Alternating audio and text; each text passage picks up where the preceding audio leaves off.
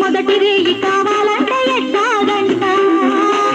సూర్యుడొచ్చి తలుపు తడితే తీయకుంటే చాలంట తొలి రేయి గిలిపడితే తుది రేయి కలబడితే వలపు తోరు తేలారే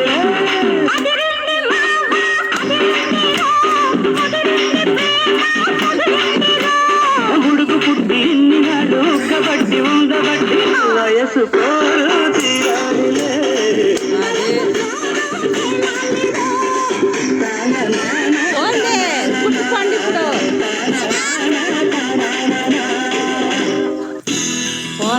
కనుక మీకు నచ్చినట్లయితే